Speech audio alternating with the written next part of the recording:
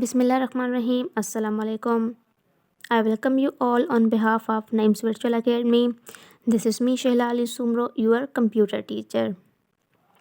So, अॼु जो असांजो टॉपिक आहे कंप्यूटर जनरेशन, काई जनरेशन, फिफ्थ जनरेशन, जेका बेस्ड करे थी आर्टिफिशियल इंटेलिजेंस ते. So basically natural intelligence and artificial intelligence में फ़र्क़ु छा आहे ऐं इंटेलिजेंस हूंदो छा आहे, पहिरियां असां इन जो थोरो कॉन्सेप्ट क्लियर था कयूं, उन खां पोइ अॻिते पढ़ूं था. फॉर सपोज़ इंटेलिजेंस तव्हांखे ख़बर आहे छाखे चइबो आहे. कंहिं बि माण्हू में जेका ज़हानत हुजे, लाइक उन में एबिलिटी हुजे कंहिं शइ खे करण जी. फॉर सपोज़ हाणे जेका नेचुरल असांजी इंटेलिजेंस हूंदी आहे उहा बाय बर्थ हूंदी आहे. फॉर सपोज़ कंहिं में एबिलिटी हुजे थिंकिंग जी, सोचण जी, कंहिं में एबिलिटी हुजे डिसीशन मेकिंग जी, कंहिं में एबिलिटी हुजे एनालिसिस जी, या खणी चऊं कंहिं में एबिलिटी हुजे लर्निंग जी, प्रॉब्लम सॉल्विंग जी, रिकॉग्निशन जी, सर्चिंग जी. ठीकु आहे. अगरि इहे सॼियूं एबिलिटी कंहिं में बाय बर्थ आहिनि त उहा असांजी छा आहे, नेचुरल इंटेलिजेंस आहे. अगरि असां ॻाल्हि कयूं आर्टिफिशियल इंटेलिजेंस जी, त उनखे असां ईअं पढ़ंदासीं त इहे सॼियूं एबिलिटीज़, ठीकु आहे, इहे सॼा करेक्टरिस्टिक्स कंहिं मशीन में इंसर्ट कया वञनि by using any software that is called artificial intelligence. ठीकु आहे. जेका आर्टिफिशियल इंटेलिजेंस आहे उहा छा छा कंदी आहे, कहिड़ा कम अथसि, कॾहिं खां स्टार्ट थी, हीअ प्रेज़ेंट आहे, मतिलबु हले बि अथी ऐं बियॉन्ड अॻिते बि हलंदी. इन में छा थींदो आहे, सेल्फ लर्निंग आहे, थिंकिंग आहे, रीज़निंग आहे, प्रॉब्लम सॉल्विंग आहे, जेकी बि असां करेक्टर पढ़ी चुका, मां तव्हांखे ॿुधाया डेफिनेशन में. ठीकु आहे. उहे सॼा कम जेके इन शामिल थींदा आहिनि आर्टिफिशियल इंटेलिजेंस में by using machines. These computers are controlled machine like robot. Artificial intelligence based ते जेके बि असांजूं मशीन्स हूंदियूं आहिनि या सिस्टम्स हूंदा आहिनि, उहे कंहिं वांगुरु हूंदा आहिनि, उहे रोबोट वांगुरु हूंदा आहिनि. फॉर सपोज़ इहो छा कंदो आहे, प्रोसेस कंदो आहे ह्यूमन लैंग्वेज खे, मतिलबु कि वॉइस खे बि रिकॉग्नाइज़ कंदो आहे. ऐं हिकिड़ी ॿी ॻाल्हि मां हिते तव्हांखे ॿुधाईंदी हलां त जेका इंटेलिजेंस आहे न, इहा कहिड़े बेसिस ते कमु कंदी आहे, सेंसिस जे बेसिस ते कमु बि कंदी आहे. लाइक ॾिसो, जेको असां पंहिंजे मोबाइल फ़ोन यूज़ करे रहिया आहियूं अॼुकल्ह, उन में असांजा फेस लॉक था लॻनि, फिंगर प्रिंटियूं लॻनि, या वॉइस पासवर्ड बि लॻंदो आहे, या खणी ईअं चऊं जॾहिं असां ट्रांसलेटर वग़ैरह यूज़ कंदा आहियूं, त इहे छा आहिनि, इहे सभु शयूं असांजूं आर्टिफिशियल इंटेलिजेंस जी कैटेगरी में थियूं अचनि. ठीकु आहे. What is artificial intelligence?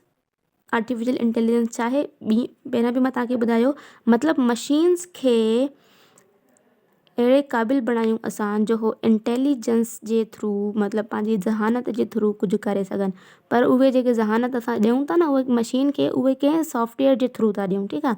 Making a machine intelligence. Artificial intelligence छा आहे, मशीन खे इंटेलिजेंस करण खे असां आर्टिफिशियल इंटेलिजेंस चऊं था. Artificial intelligence has its expansion in following application. मतिलबु खोड़ सारी एप्लीकेशंस में, खोड़ सारी जॻहियुनि ते जेका अॼुकल्ह यूज़ थी रही आहे आर्टिफिशियल इंटेलिजेंस, गेमिंग में, रोबोटिक्स में, प्लानिंग में, शेड्यूलिंग में.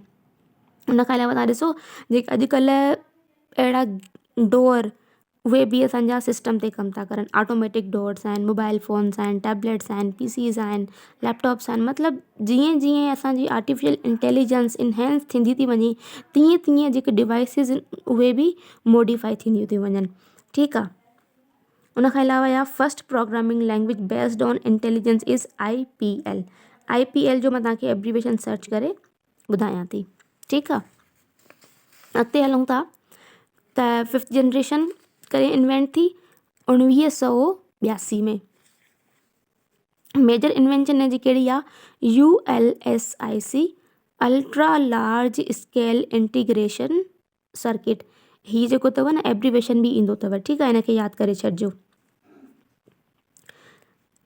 ये छा चए ULSIC, ultra large scale integrated circuit in artificial intelligence. ठीकु आहे. इन जी मेन मेमरी खे इम्प्रूव कयो वियो, लाइक रैम एंड रोम खे. एक्सटर्नल स्टोरेज जेके हुयूं, मैग्नेटिक एंड ऑप्टिकल डिस्क वग़ैरह, उन्हनि खे मॉडिफाई कयो वियो. आफ्टर दैट इनपुट ऐं आउटपुट डिवाइसिस, इहे त फोर्थ जनरेशन में बि यूज़ थियनि पियूं, पर फिफ्थ जनरेशन में बि अञा इनहेंस थी करे यूज़ कयूं वियूं. जीअं वायरलेस असांजा उहा अची विया माउस, या वरी डिजिटल पेन, ट्रैक बाल, जॉयस्टिक, खोड़ सारियूं ॿियूं बि डिवाइसिस आहिनि, ठीकु आहे, जेके इनपुट ऐं आउटपुट ॾियण जी हेल्प करनि थियूं। उन खां अलावा उन्हनि जी जेके आर्टिफिशियल इंटेलिजेंस जी ॿी लैंग्वेज आहे NLP, नेचुरल लैंग्वेज प्रोसेसिंग, ठीकु आहे। उन में रोबोटिंग बि थिए, रोबोटिंग लर्निंग बि हुई ऐं एक्सपर्ट सिस्टम हुया। उन खां अलावा ऑपरेटिंग सिस्टम हिन में हिकिड़ो यूज़ पियो थिए, ग्राफिकल यूज़र इंटरफेस ऐं विंडोज़ जी फैमिलीज़ यूज़ पियूं थियनि। उन्हनि जी साइज़ तव्हांखे जीअं मां ॿुधाए आयमि त उन्हनि जी साइज़ में इलाही सारो जेको आहे त चेंजिंग आई, मतिलबु त उन्हनि जी कैपेबिलिटी, उन्हनि जी एक्यूरेसी, उन्हनि जी साइज़, स्पीड, साइज़